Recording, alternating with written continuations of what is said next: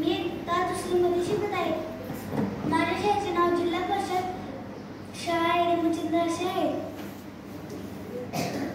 मी तुम्हाला एक गोष्ट सांगणार आहे ती तुम्ही शांत चित्ताने ऐकून घ्यावी अशी माझी नम्र विनंती. माझ्या गोष्टीचे नाव आहे कष्टाचे फळ. एका गावात एक म्हातारा शेतकरी राहत होता. त्याला 5 मुले होती.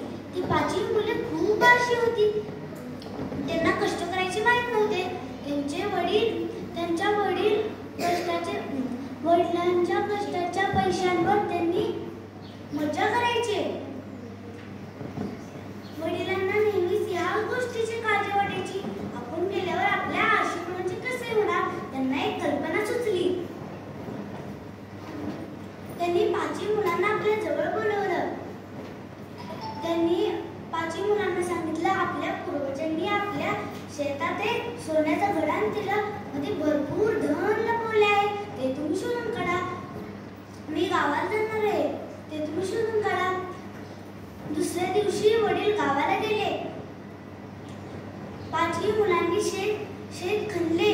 त्या 5ही मुलांना काही सुद्धा सापडले नाही. त्यांनी विचार केला, आपण एवढे शेत खणले आहे तर त्याच्यात धान्य पेरलं.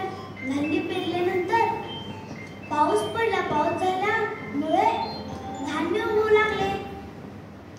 धान्य उगल्यामुळे त्यांना धान्याचे खूप उत्पन्न मिळाले. त्यांनी धान्य बाजारात विकले. त्यांना खूप धन मिळाले. वडील गावाहून परत